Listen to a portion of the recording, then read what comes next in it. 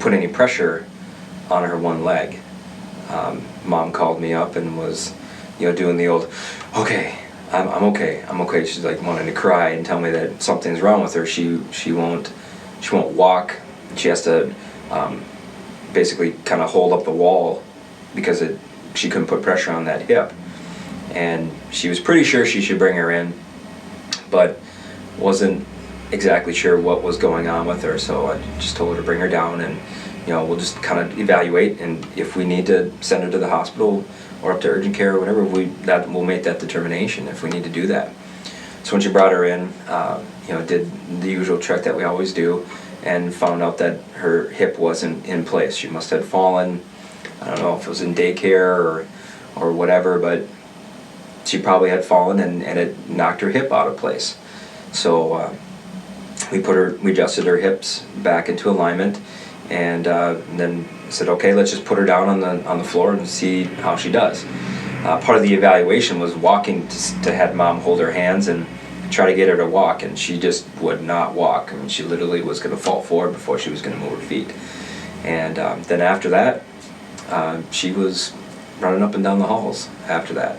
So there's another one where that she's about 1.5 years, almost 2 years age range there, where falls can knock things right out of place and cause a lot of problems. First thing is to find out, was there any birth trauma? All of our kids were born cesarean section, so that in and of itself is very traumatic. Okay, they are pulling the kid out in the opposite direction of where it was meant to go. Okay, so you're automatically going against nature that way. So we always expect some inherent scenario with that. This is Corrigan. She's 8 months. So I'll show you how we adjust newborns with her, and then I'll show you how I adjust someone that's at 8 months as well. Because we do it a little bit differently. With the newborn, we have, you gonna sneeze? Mm-hmm. He's not like he's gonna sneeze. Okay, usually I have a pillow that has a little convexity in here to kind of cradle them a little bit. So with newborns, we'll lie them down, and it's basically just fingertip pressure, okay? No more pressure than you would put on your eyeball. That's about as much pressure as we put. And again, this is just all physical indicators. So if Mom gets used to doing a baby massage, she'll notice that there's certain areas that she'll push on and maybe will flinch away, or she'll hit a spot. It looks like this spot we're going to need to adjust here. The other one is that she'll just calm down. A lot of times babies, you see their arms are flailing, kicking around and nobody's holding on to them. And a lot of times, and this is what I did when Odin was an infant, and Tim saw me do that demonstration when he was an infant. As soon as I hit the right spot, just calm down. His arms just relax down to the side. And then basically when it was done, then he started moving around again. We definitely need to do that part. So I don't know if you saw that, but she really arched her belly there. So that's a spot there that is uncomfortable for her. So she's kind of pulling away, saying, that hurts now. Okay. So we'll spin you around. So the same thing with infants. So usually the biggest things with newborns is we're looking at the hips and at the neck. If there was any breech babies, or if they were in there, like my nephew was completely folded in half. He has a lot of pelvic instability. He has a lot of pelvic problems. So we really concentrate on that. But cesarean section, if they grab by the neck, then we really want to concentrate on the neck. So for a newborn, we would just cradle the head, and again, same thing, pressure-wise, we would just push on that and find that spot to where they relax and calm down, and then just hold that spot until they basically are done. Now, infants, because they only have one communication method, whether my diaper needs to change, or I'm hungry, or I'm not happy, is crying. And so sometimes infants will cry. They don't know what's going on. Who is this guy that's touching me and doing all, why is mommy over there? Those types of things. So it's not uncommon that they'll cry.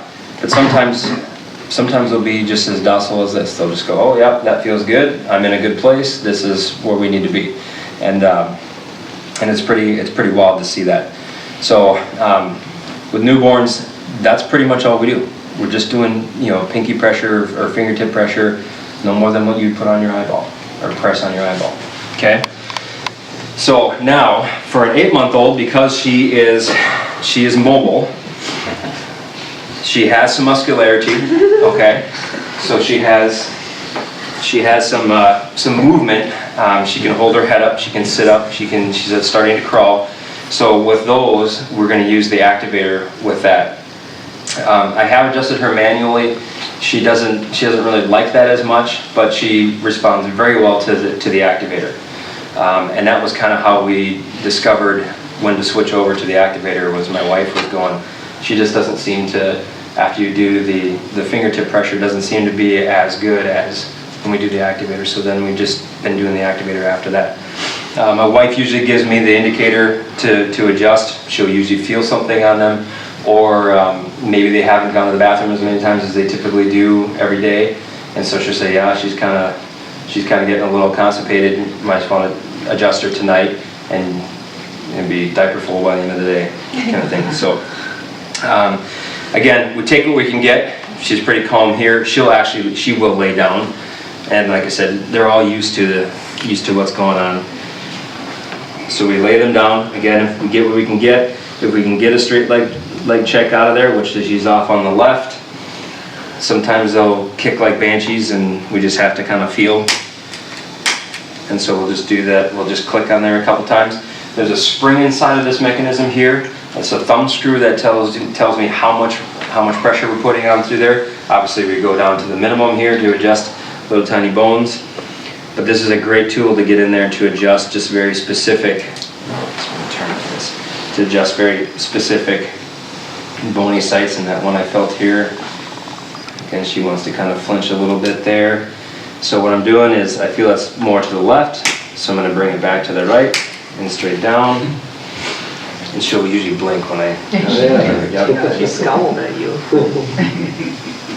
Because that was a tender spot on both sides. So then we'll do the neck, and again, just trying to get whatever we can feeling wise. And a lot of times when I'm talking to mom usually always has a bunch of questions, and while I'm answering those questions is when I'll kind of be, you know, holding them and just kind of getting an idea while I'm talking to mom.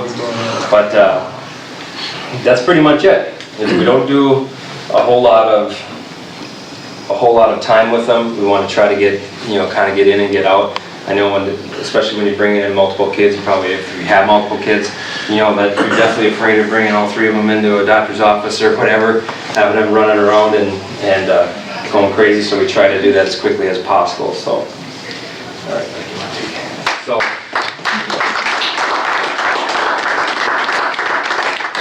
that's the biggest thing, is to have something, a tool for you all to refer to me or refer to something else.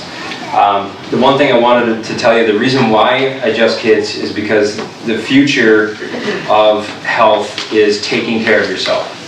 Insurance right now is a lot different than it was 5 years ago, and in 10 years it's going to be a whole lot more different. Okay. Just saw a study in the New York Times. This is July 28, 2012. By 2015, there will be 62,900 MDs short of what they should be per population. Okay, so, and that's actually going to double, I think, by the 2020. But basically, what the commissioner, this is about California, Commissioner of California Health, basically said the result is going to be a delay of care, and it's going to be an increase of access to healthcare system is going to be through the ER, rather than establishing a relationship with a primary care physician who might keep them from getting sicker. That's California Medical Association. So right there tells me, what that means for me is that people need to learn that now. We need to learn our youth need to understand their bodies and how to keep them healthy.